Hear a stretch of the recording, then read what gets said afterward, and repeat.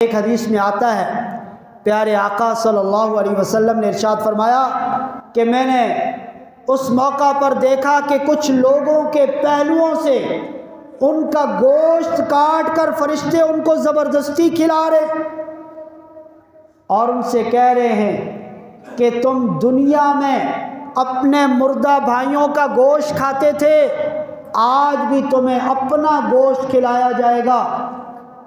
آپ صلی اللہ علیہ وسلم کے استفسار پر کہ یہ کون لوگ ہیں، حضرت جبرائیل علیہ السلام نے ارشاد فرمایا کہ یہ وہ لوگ ہیں کہ جو دنیا میں اپنے مسلمان بھائیوں کی آبرو ریزی کیا کرتے تھے،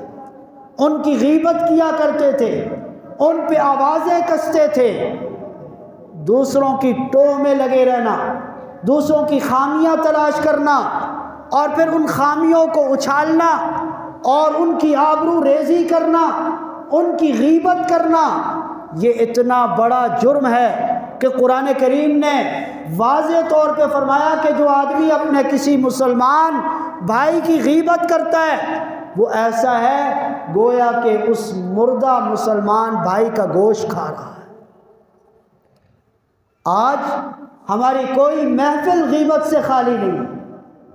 دوسروں کی پگڑیاں اچھالنا یہ ہمارا محبوب مشغلہ ہے،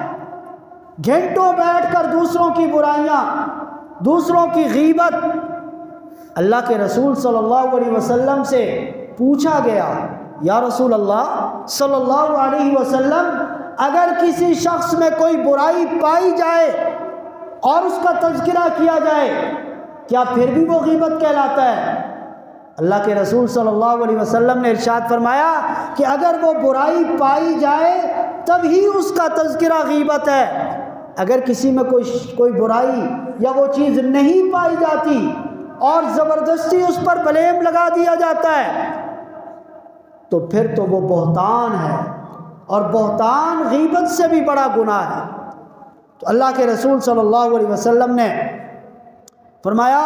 کہ ایسے لوگوں کی قیامت کے دن یہ حالت ہوگی، اور میں نے اپنی آنکھوں سے یہ منظر دیکھا۔ ایک اور روایت میں آتا ہے، حضرت انس رضی اللہ تعالیٰ عنہ روایت کرتے ہیں کہ رسول اللہ صلی اللہ علیہ وسلم نے ارشاد فرمایا کہ جب معراج کے سفر پر مجھے لے جایا گیا، جہنم کے مختلف مناظر دکھائے گئے تو میرا گزر کچھ ایسے لوگوں سے ہوا کہ جن کے تانبے کے بڑے بڑے ناخن ہیں اور اپنے ان ناخنوں کے ساتھ اپنے چہرے اور سینے نوچ رہے، زخمی کر رہے ہیں، اور ان کے چہروں اور سینوں سے خون بہہ رہا ہے، دوبارہ ٹھیک ہوتے ہیں، دوبارہ اپنے چہرے اور سینے نوچ رہے ہیں۔ جناب جبرائیل سے پوچھا کہ یہ کون لوگ ہیں؟ تو حضرت جبرائیل علیہ السلام نے ارشاد فرمایا کہ یہ وہ لوگ ہیں کہ جو اپنے مسلمان بھائیوں کی عزت پر حملہ آور ہوتے تھے، ان کی آبرو ریزی کیا کرتے تھے، ان کی ہتک عزت کا باعث بنتے تھے۔ میرے معزز سامعین، یہاں تھوڑی دیر کے لیے رک کر ہم اپنے دل پہ ہاتھ رکھ کے اپنے اعمال کا جائزہ لیں۔ آج ہمارا طرز عمل کیا ہے، اور دین اسلام اور ہمارے پیارے آقا صلی اللہ علیہ وسلم ہمیں کیا تعلیمات ارشاد فرما رہے ہیں؟ آج یہ معاشرتی برائیاں، یہ خامیاں ہمارے ہر گھر میں، ہر محفل میں موجود ہیں، اور ستم بالائے ستم یہ کہ ہم نے ان کو گناہ سمجھنا چھوڑ دیا۔ ہم مختلف قسم کی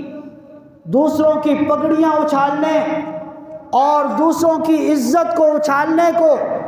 آج فن تصور کیا جاتا ہے، اور دوسرے کی نقل اتارنا، پیروڈی کرنا،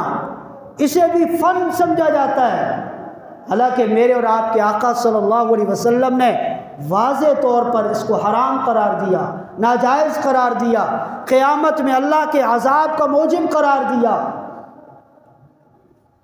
اور اسی طرح